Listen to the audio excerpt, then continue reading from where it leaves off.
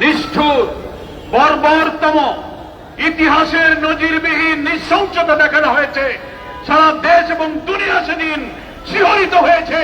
লোমহর্ষক হত্যাকাণ্ডে মানুষ 1 মিনিট ভিডিওতে দৃশ্যটা দেখতে পারে নাই।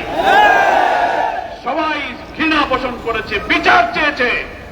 অথচ সেই লগি বৈঠার খুনের নির্দেশদাতা শেখ হাসিনা জনতা রুদ্র সে পালিয়ে দিল্লিতে আশ্রয় নিয়েছে।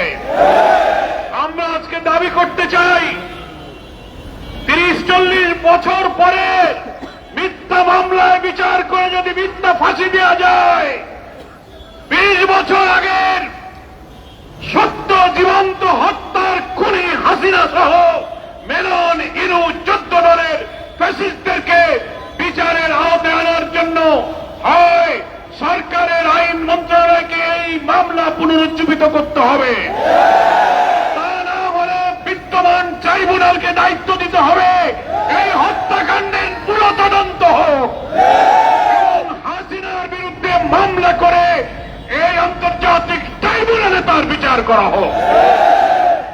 পৃথিবীর ইতিহাসে এটা নজিরবিহীন। সেই সময় যেমন মৃত লাশ উপরে তারা নাচানাচি করেছে, জুলাইয়ের গণ অভ্যুত্থানেও তারা মৃত লাশ পুড়িয়ে ছাই করে দিয়েছে। এই ফ্যাসিস্টদের আর বাংলাদেশের জনগণ তাদেরকে প্রশ্রয় দিতে পারে না। আমরা শুনতে পাচ্ছি ওই খুনি হাসিনা দিল্লি থেকে কর্মসূচি দিচ্ছেন নভেম্বরের প্রথম সপ্তাহে 15 দিনে বিক্ষোভ, হরতাল, ঘেরাও।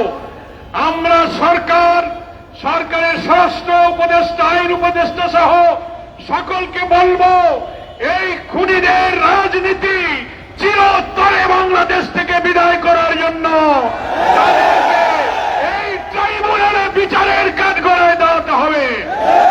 এই জাতি যদি ব্যর্থ হয় তাহলে 2006 সালের অক্টোবরের এই হত্যার মধ্য দিয়ে সেই 6 থেকে 25, এই 19 বছরে বাংলাদেশের রাজনীতি তার গতিপথ হারিয়ে ফ্যাসিবাদের দিকে যাত্রা শুরু করেছিল। 24 সালে এসে সেই ফ্যাসিবাদী রাজনীতির দীর্ঘ যাত্রাপথে গতি হারানো রাজনীতিকে সহস্রাধিক জনতা জীবন দিয়ে নতুন বাংলাদেশের জন্য দেশকে নতুন করে স্বাধীন করেছে। নতুন বাংলাদেশের জন্য জুলাই সনদ বাস্তবায়ন, গণভোট, অবাধ নিরপেক্ষ নির্বাচনের দাবিতে জাতি আজ আমরা ঐক্যবদ্ধ হয়েছি। আমি বলতে চাই, জুলাই সনদ অবিলম্বে আদেশ জারি করে জাতীয় নির্বাচনের পূর্বে গণভোট দিতে হবে। আমরা শুনতে পাচ্ছি একটি দলকে খুশি করার জন্য সরকারের অভ্যন্তরের কেউ গণভোটকে উপেক্ষা করে একই দিনে জাতীয় নির্বাচন এবং গণভোটের প্রহসনের পায়তারা করছেন। আমরা বলতে চাই, একই দিনে গণভোট যারা করতে চাচ্ছেন তাদের উদ্দেশ্য হল জুলাই সনদকে অকার্যকর করা। এক সাগর রক্তের বিনিময়ে যে জুলাই সনদের বিদ্যমান রাষ্ট্র কাঠামো পরিবর্তন করে রাষ্ট্র সংস্কারের যে ঐতিহাসিক ঘটনা ঘটেছে, একই দিনে গণভোট যারা চাচ্ছেন তারা জুলাই সনদকে অকার্যকর করতে চান। এই অপরিণামদর্শী পথ থেকে ফিরে এসে আগামী নভেম্বরে গণদাবি অনুযায়ী আপনি গণভোট দিন।